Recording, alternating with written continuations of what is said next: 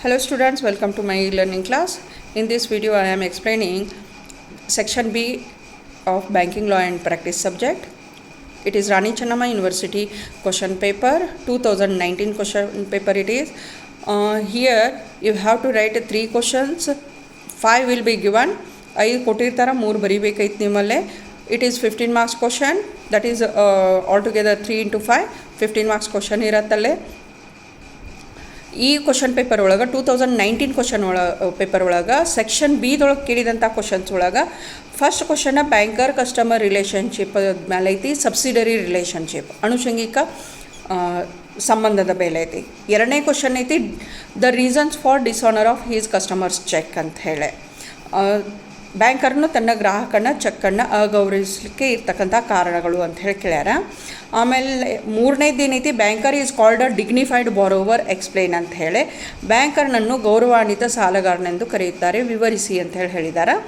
ಅಂತಂದರೆ ಇದು second unit ಒಳಗೆ ಏನು ಬ್ಯಾಂಕರ್ ಕಸ್ಟಮರ್ ರಿಲೇಷನ್ಶಿಪ್ ಐತಲ್ಲ ಆ ಯೂನಿಟ್ ಮೇಲೂ 3 ಕ್ವಶನ್ಸ್ ಅದಾವೆ ಇವಲ್ಲೇ. Okay, so it is very important. Second unit ಏನೈತಿ ಅಂತಂದ್ರೆ ನೋಡ್ಕೋರಿ, ಅದ್ರ ಮೇಲೆ ನಂದು ವಿಡಿಯೋನು ಇನ್ ಡೀಟೇಲ್ ಒಳಗೆ ಅದಾವೆ. ಇವು 3 ಕ್ವಶನ್ಸನ್ನು ಅಲ್ಲಿ ಇಂಡಿವಿಜುವಲ್ ಚಾಪ್ಟರ್ಸನ್ನು ಇಂಡಿವಿಜುವಲ್ ವಿಡಿಯೋಸನ್ನು ಬ್ಯಾಂಕರ್ ಕಸ್ಟಮರ್ ರಿಲೇಷನ್ಶಿಪ್ ಮೇಲೆ ಇಂಡಿವಿಜುವಲ್ ವಿಡಿಯೋಸನ್ನು ಅಪ್ಲೋಡ್ ಮಾಡಿದ್ದೀನಿ. Please go through that. Here also I am explaining main ಪಾಯಿಂಟ್ಸನ್ನು ನಾನು ಡಿಸ್ಕಷನ್ ಮಾಡಾಕತ್ತೇನೆ. ಆಮೇಲೆ 4ನೇ ಕ್ವಶನ್ ಏನೈತಿ ವಾಟ್ ಈಸ್ ATM ಅಂತ ಹೇಳಿ, advantages to customer and banker ಅಂತ ಹೇಳಿ ಕೇಳಿದಾರೆ. ಆಮೇಲೆ ಏನೈತಿ ಅಂತಂದ್ರೆ procedure to open and operate the minors account ಅಂತ ಹೇಳಿ ಕೇಳಿದ್ದಾರೆ. ಅಪ್ರಾಪ್ತ ವಯಸ್ಕನ ಖಾತೆಯನ್ನು ಪ್ರಾರಂಭಿಸಲು ಮತ್ತು ನಿರ್ವಹಿಸಲು ಅನುಸರಿಸುವ ವಿಧಾನಗಳನ್ನು ವಿವರಿಸಿ ಅಂತ ಹೇಳಿ ಕೇಳಿದ್ದಾರೆ. ಓಕೆ, ಈ 5 ಕ್ವಶನ್ಸನ್ನು ನಾವು ಈಗ ಡಿಸ್ಕಷನ್ ಮಾಡಾಕತ್ತೇವೆ. ಅದರೊಳಗೆ ಫಸ್ಟ್ ಒನ್ ಏನೈತಿ ಅಂತಂದರೆ subsidiary relationship between banker and customer ಅಂತ ಹೇಳಿ ಹೇಳ್ತೇವೆ. ಬ್ಯಾಂಕಿಂಗ್ ಬಿಸ್ನೆಸ್ದೊಳಗೆ ಯಾವಾಗ ಬ್ಯಾಂಕರ ತನ್ನ ಪ್ರೈಮರಿ ಫಂಕ್ಷನ್ಸನ್ನು ಫಾಲೋಅಪ್ ಮಾಡಾಕತ್ತಾನ, ಸೆಕೆಂಡರಿ ಫಂಕ್ಷನ್ಸನ್ನು ಫಾಲೋಅಪ್ ಮಾಡಾಕತ್ತಾನ, ನ್ಯೂ ಸರ್ವಿಸಸನ್ನು ಕೊಡಾಕತ್ತಾನ, different types of relationship happens to perform those functions. ಆ ಫಂಕ್ಷನ್ಸನ್ನು ಪರ್ಫಾರ್ಮ್ ಮಾಡ್ತಿರ್ಬೇಕಾದ್ರೆ, ಕಾರ್ಯವನ್ನು ನಿರ್ವಹಿಸ್ತಿರ್ಬೇಕಾದ್ರೆ ಬೇರೆ ಬೇರೆಯಾದಂತಹ ಸಂಬಂಧಗಳ ನಿರ್ಮಾಣ ಆಗ್ತವೆ. ಪ್ರೈಮರಿ ಫಂಕ್ಷನ್ಸ್ ಒಳಗೆ banker as a deter and customer as creditor ಅಂತ ಹೇಳಿ ಹೇಳ್ತೇವೆ ಯಾವಾಗ ನೀವು ಡೆಪಾಸಿಟ್ ಮಾಡ್ತೀರಿ ಆ ಹೊತ್ನಾಗ. ಆಮೇಲೆ ಬ್ಯಾಂಕರ್ ಸಾಲ ಕೊಟ್ಟನು ನಿಮಗೆ ಅಂತಂದ್ರೆ banker will become creditor and customer will become debtor. ಇದು ಗೊತ್ತಿದ್ದೈತಿ. ಅದರ ನೆಕ್ಸ್ಟ್ ಏನಾಗ್ತೈತಿ ಅಂತಂದ್ರೆ he is also going to give some of the agency services ಕೊಡಾಕತ್ತಾನ, ಜನರಲ್ ಯುಟಿಲಿಟಿ ಸರ್ವಿಸಸ್ ಕೊಡಾಕತ್ತಾನ, which comes under secondary functions ಒಳಗೆ ಬರಾಕತ್ತಾವ. ಅಲ್ಲಿಂದನೇ ಏನೈತಿ ಅಂತಂದರೆ ಈ ರಿಲೇಷನ್ಶಿಪ್ ಆಗಾಕತ್ತಾವ. ಓಕೆ, ಅದರೊಳಗೆ ಫಸ್ಟ್ ಒನ್ ಏನೈತಿ ಅಂತಂದ್ರೆ ಸಬ್ಸಿಡರಿ ರಿಲೇಷನ್ಶಿಪ್ ಒಳಗೆ ಫಸ್ಟ್ ಒನ್ನ ಬೇಲರ್ ಬೇಲಿ ರಿಲೇಷನ್ಶಿಪ್ ಅಂತ ಹೇಳ್ತೇವೆ, ನಿಕ್ಷೇಪಿತ ಮತ್ತು ನಿಕ್ಷೇಪಕನ ಸಂಬಂಧ ಅಂತ ಹೇಳಾಕತ್ತೇವೆ. When you have opened safe deposit vault in ಬ್ಯಾಂಕ್ನೊಳಗೆ ನೀವು ಭದ್ರತಾ ಪೆಟ್ಟಿಗೆಯನ್ನು ತೆಗೆದ್ರಿ ಅಂತಂದ್ರೆ ನಿಮ್ಮ ವ್ಯಾಲ್ಯೂಯೇಬಲ್ಸನ್ನು ಮೌಲ್ಯವಾನ ಸರಕುಗಳನ್ನು ನೀವು ಬ್ಯಾಂಕ್ನೊಳಗೆ ಇಟ್ರಿ, ಅದ್ರ ಸಂಬಂಧ ಸೇಫ್ ಡೆಪಾಸಿಟ್ ವಾಲ್ಟ್ ಸರ್ವಿಸನ್ನು ತೊಗೊಂಡ್ರಿ ಅಂತಂದ್ರೆ ಬೇಲರ್ ಬೇಲಿ ರಿಲೇಷನ್ಶಿಪ್ ಆಗತ್ತೆ. ಓಕೆ, ಪ್ರಿನ್ಸಿಪಲ್ ಆ್ಯಂಡ್ ಏಜೆಂಟ್ ಅಂತ ಹೇಳಿ ಹೇಳ್ತೇವೆ. ಪ್ರಿನ್ಸಿಪಲ್ ಆ್ಯಂಡ್ ಏಜೆಂಟ್ ಆಗ್ತಿರ್ಬೇಕಾದ್ರೆ ಗ್ರಾಹಕನ ಪರವಾಗಿ ಬ್ಯಾಂಕರ್ ಏನು ಮಾಡ್ತಾನೆ ಅಂತಂದರೆ ಕೆಲವೊಂದಿಷ್ಟು ಕಾರ್ಯಗಳನ್ನು ನಿರ್ವಹಿಸ್ತಾನೆ. LIC ಪ್ರೀಮಿಯಂ ತುಂಬುವುದು, ಎಲೆಕ್ಟ್ರಿಸಿಟಿ ಬಿಲ್ ತುಂಬುವುದು, ಆಮೇಲೆ ನಿಮ್ಮ ಪರವಾಗಿ purchase and sale of securities ಮಾಡಾಕತ್ತಾನ. ಆ ಹೊತ್ತಿನಾಗ ಪ್ರಿನ್ಸಿಪಲ್ ಏನೈತಿ ಅಂತಂದ್ರೆ ಕಸ್ಟಮರ್ ಆಗ್ತಾನ, ಆಮೇಲೆ ಬ್ಯಾಂಕರ್ ಏನೈತಿ ಅಲ್ಲೇ ಏಜೆಂಟ್ ಆಗಾಕತ್ತಾನ. ಓಕೆ, ಥರ್ಡ್ ರಿಲೇಷನ್ಶಿಪ್ ಏನೈತಿ ಅಂದ್ರೆ ಟ್ರಸ್ಟಿ ಆ್ಯಂಡ್ ಬೆನಿಫಿಷರಿ ಅಂತ ಹೇಳಿ ಹೇಳ್ತೇವೆ. ಟ್ರಸ್ಟಿ ಧರ್ಮದರ್ಶಿ ಮತ್ತು ಫಲಾನುಭವಿಯ ಸಂಬಂಧ. ಗ್ರಾಹಕನ ಕೆಲವೊಂದು ಅನಿಶ್ಚಿತ ಕಾರಣಗಳಲ್ಲಿ ಗ್ರಾಹಕನ ಒಂದು ಆಸ್ತಿಯ ಒಂದು ನಿರ್ವಹಣೆಯನ್ನು ನಾವು ಮಾಡ್ತಾನೆ, ನೋಡ್ಕೊಂಡು ಹೋಗೋ ಕೆಲಸವನ್ನು ಮಾಡ್ತಾನೆ. ಆ ಹೊತ್ತಿನಾಗ ಏನೈತಿ ಅಂದರೆ ಟ್ರಸ್ಟಿ ಬೆನಿಫಿಷರಿ ರಿಲೇಷನ್ಶಿಪ್ ಆಗತ್ತೆ.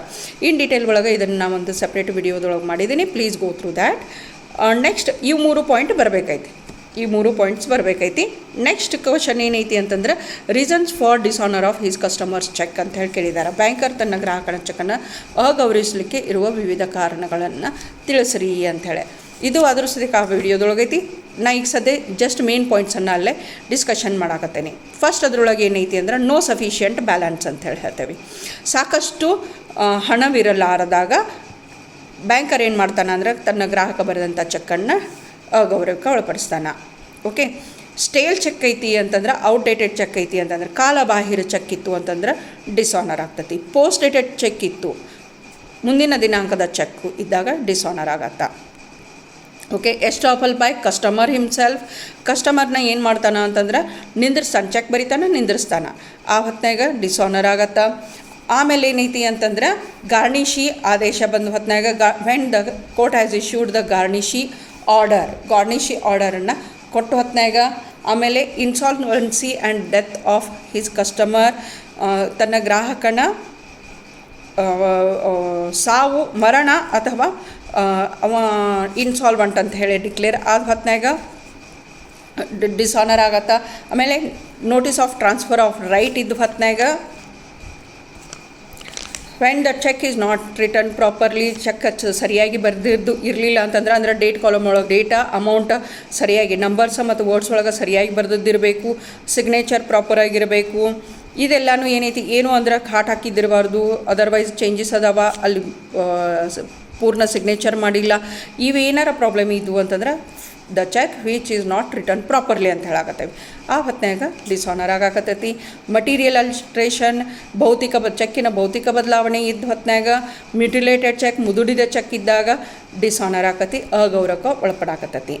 Okay, these are the reasons to dishonour the cheque. Next 4ನೇದು ಅಂತ ಕ್ವಶನ್ ಏನೈತಿ ಅಂತಂದ್ರೆ, banker is called a dignified borrower ಅಂತ ಹೇಳಿ.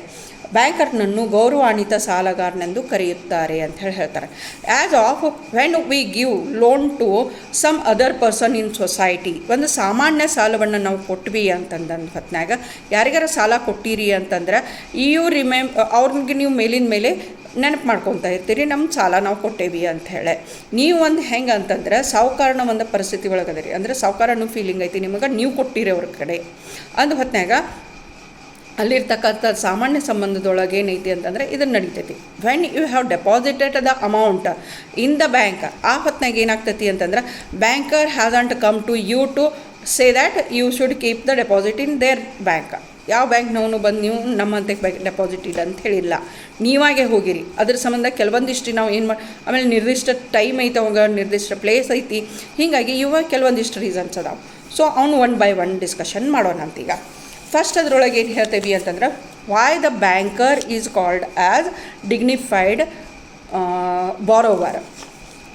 ಡಿಗ್ನಿಫೈಡ್ ಬಾರೋವರ್, ಬ್ಯಾಂಕರ್ನನ್ನು ಗೌರವಾನ್ವಿತ ಸಾಲಗಾರ ಅಂತ ಈ ಕೆಳಗಿನ ಕಾರಣಕ್ಕೆ ಕರಿತೇವೆ ಅಂತ ಹೇಳ್ತೇವೆ. ಡಿಗ್ನಿಫೈಡ್ ನೇಮ್ ಫಾರ್ ಬಾರೋವಿಂಗ್ ಅಂತ ಹೇಳ್ತೇವೆ. ಅವಾಗ ಒಂದು ಗೌರವಾನ್ವಿತ ಹೆಸರೈತಿ, ಸಾಲವನ್ನು ಪಡೆದುಕೊಳ್ಳಲು ಗೌರವಾನ್ವಿತ ಹೆಸರೈತಿ. Next dignified place of borrowing, ಸಾಲವನ್ನು ತೆಗೆದುಕೊಳ್ಳಲು ಗೌರವಾನ್ವಿತ ಸ್ಥಳ ಐತಿ. ಆಮೇಲೆ ಡ್ಯೂ ಡೇಟ್ ಫಾರ್ ಪೇಮೆಂಟ್, ಹಣ ಸಂದಾಯ ಮಾಡಲು ಒಂದು ನಿರ್ದಿಷ್ಟ ದಿನಾಂಕ ಐತಿ. ಟೈಮ್ ಫಾರ್ ರೀಪೇಮೆಂಟ್ಗೂ ಟೈಮ್ ಕೊಟ್ಟಾನ. 3 ತಿಂಗಳಕ್ಕೆ ನೀವು ಡೆಪಾಸಿಟ್ ಇಟ್ಟಿರಿ ಅಂದ್ರೆ 3 ತಿಂಗಳ ಕಾಲಾವಧಿ ಐತಿ, 6 ಅಂದ್ರೆ 6, ವರ್ಷ ಅಂದ್ರೆ ವರ್ಷ, 3 ವರ್ಷ ಅಂದ್ರೆ 3 ವರ್ಷ, ಇದು ನಿರ್ದಿಷ್ಟ ಕಾಲಾವಧಿ ಐತಿ. ಆಮೇಲೆ ಸೆಕ್ಯೂರಿಟಿ ಫಾರ್ ರೀಪೇಮೆಂಟ್, ಬರತ್ತನ್ನೋದು ಸಾಲಿಗೆ ಏನೈತಿ ಗ್ಯಾರಂಟಿ ಐತಿ, ಕಸ್ಟಮರ್ಗೆ ಫಿಕ್ಸ್ ಐತಿ, ಹೊಳೆ ನನ್ನ ರೊಕ್ಕ ಬರತೈತಿ, ಆ ಸುರಕ್ಷತೆ ಐತಿ. ಹೀಗಾಗಿ ಹೊಳಮಳ ಕೇಳೋದೇನು ನೆಸಿಟಿ ಇಲ್ಲ ಅಂತ ಹೇಳ್ತೇವೆ. ಆ ಒಂದು ಗ್ಯಾರಂಟಿ ಮೇಲೆ, ಆ ಒಂದು ಟ್ರಸ್ಟ್ ಮೇಲೆ ನಾವು ಬ್ಯಾಂಕ್ನಾಗ ರೊಕ್ಕ ಇಟ್ಟೇವೆ. ಡಿಮಾಂಡ್ ಫಾರ್ ರೀಪೇಮೆಂಟ್, ಬಟ್ ದುಡ್ಡನ್ನು ನೀವು ಅಲ್ಲಿಟ್ಟಿರಿ, you have deposited the amount but you have to ask for the repayment. Bank ನಮಗೆ ರೀಪೇಮೆಂಟ್ಗೆ ನೀವು ಕೇಳಲಿಲ್ಲ ಅಂತಂದ್ರೆ ಆ ಹಣ ಮರುಪಾವತಿ ಮಾಡೋದಿಲ್ಲ, you have to ask for him. ಇದೇನೈತಿ ಅಂತಂದ್ರೆ banker is called a dignified borrower ಅಂತ ಹೇಳ್ತೇವೆ. ನೆಕ್ಸ್ಟ್ ಕ್ವಶನ್ ಏನೈತಿ ಅಂತಂದ್ರೆ, ವಾಟ್ ಈಸ್ ATM ಅಂತ ಹೇಳಿ ಕೇಳಿದಾರ. Advantages to customer and banker ಅಂತ ಹೇಳಿ ಕೇಳಿದಾರ. Automated teller machine is called as ATM. It is 24/7 service to the customer. 24/7 ಸರ್ವಿಸನ್ನು ಬ್ಯಾಂಕ್ನ ATM ಕೊಡಾಕತ್ತೈತಿ ಅಂತ ಹೇಳ್ತೇವೆ ನಾವಲ್ಲಿ. ATM ಅಂದರೆ ಏನು ಹೇಳಾಕತ್ತೇವೆ ನಾವಲ್ಲಿ, ಆಟೋಮೇಟೆಡ್ ಟೆಲ್ಲರ್ ಮಷೀನ್ ಅಂತ ಹೇಳ್ತೇವೆ. ಇದನ್ನು ಎನಿ ಟೈಮ್ ಮನಿ ಅಂತಲೂ ಕರೀತಾರಲ್ಲ. 24/7 ಸರ್ವಿಸನ್ನು ಕೊಡುತ್ತಂತ. Day non stop services base for all 365 days, day and night service ಕೊಡಾಕತ್ತೈತಿ. Okay, what are the advantages of this? It attracts the customer, ಗ್ರಾಹಕರನ್ನ ಆಕರ್ಷಿಸ್ತದಲ್ಲೇ. ಹೌದು, ಲಾಂಗ್ ಕ್ಯೂಸನ್ನು ಅವಾಯ್ಡ್ ಮಾಡಾಕತ್ತೈತಿ. ಲಾಂಗ್ ಕ್ಯೂಸನ್ನು ಅವಾಯ್ಡ್ ಮಾಡೋದ್ರಿಂದ ಟೈಮ್ ಸೇವ್ ಆಗಾಕತ್ತೈತಿ ಕಸ್ಟಮರದ್ದು. ಯಾವಾಗ ಬೇಕು ಅವಾಗ ಅವರಿಗೆ ಹಣವನ್ನು ಕೊಡಾಕತ್ತೈತಿ. ನೆಕ್ಸ್ಟ್ ಫ್ಲೆಕ್ಸಿಬಿಲಿಟಿ ಐತಿ, and it helps for withdrawal, deposit and the balance check. 1 ನಿಮಿಷದ ಕೆಲಸ ಇರ್ತದೆ ಬ್ಯಾಲೆನ್ಸ್ ಚೆಕ್ಕಿಗೆ. You have to go and stand in the queue. ಆ ಒಂದು ತೊಂದರೆಯನ್ನು ತಪ್ಪಿಸ್ಬಿಟ್ಟತಿದಲ್ಲೇ. ಅಮೌಂಟ್ ಹಾಕಾಕೂ ಬರಾಕತ್ತೈತಿ, ತಗೊಳಕ್ಕೂ ಬರಾಕತ್ತೈತಿ. ಈ ಅಡ್ವಾಂಟೇಜ್ ಐತದಲ್ಲೇ. ಓಕೆ, ಆಮೇಲೆ it helps in bill payment. Customer ತಮ್ಮ ಬಿಲ್ ಪೇಮೆಂಟನ್ನು ಮಾಡ್ಬೋದು. Phone recharges, electricity bill, telephone bill, gas bill automatically ನೀವು ಕೆಲಸ ಆಗಾಕತ್ತಿ within a fraction of second. You are doing all these works with the help of ATM card. ಆಮೇಲೆ ಏನೈತಿ ಅಂತಂದ್ರೆ it is day and night service ಐತಿ. ಇದರಿಂದ ಏನೈತಿ ಅಂತಂದ್ರೆ ಮಾರ್ಕೆಟಿಂಗ್ ಟೂಲ್ ಇದು ಬ್ಯಾಂಕರಿಗೆ ಏನೈತಿ ಅಂತಂದ್ರೆ ಮಾರ್ಕೆಟಿಂಗ್ ಟೂಲ್ ಆಗೈತಿ. ಆಮೇಲೆ ಕ್ಯೂ ಅನ್ನು ತಪ್ಪಿಸಿರೋದ್ರಿಂದ ಏನು ಗದ್ದಲಾಗ್ತಿತ್ತು, ಕ್ಲಮ್ಜಿನೆಸ್ ಬರ್ತಿತ್ತು ಬ್ಯಾಂಕಿನ ಒಂದು ಆವರಣದೊಳಗೆ, ಅದನ್ನು ತೊಳೆದು ಹಾಕಾಕತ್ತೈತಿ.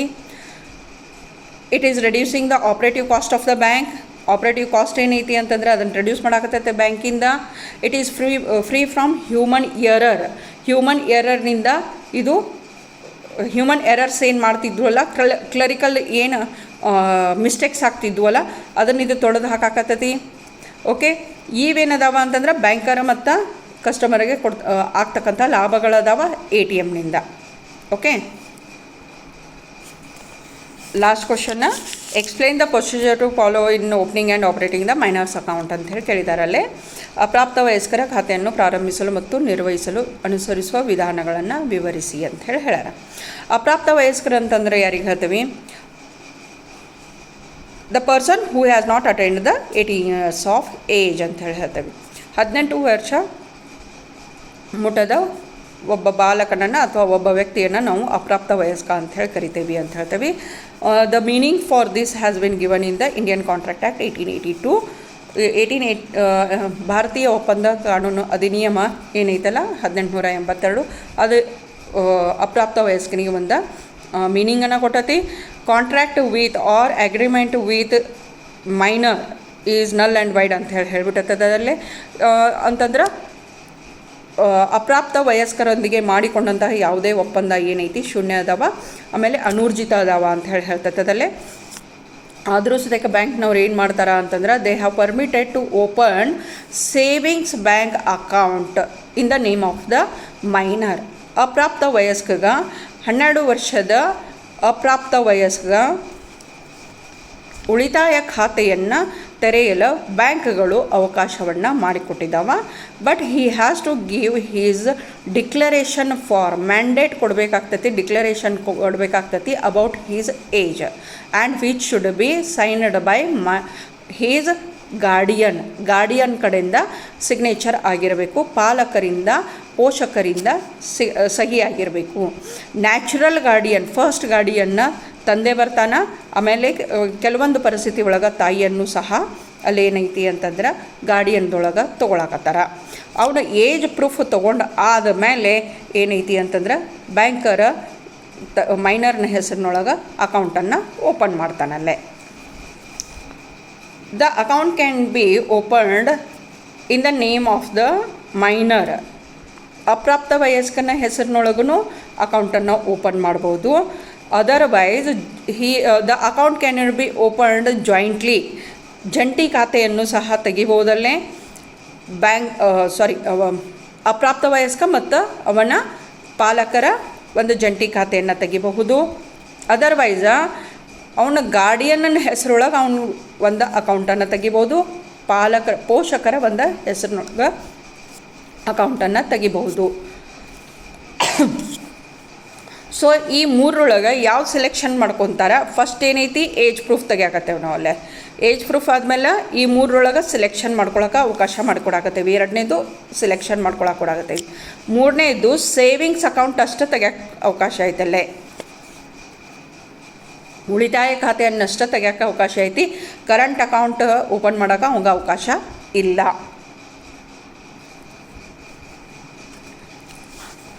ಆಮೇಲೆ next death of minor or guardian.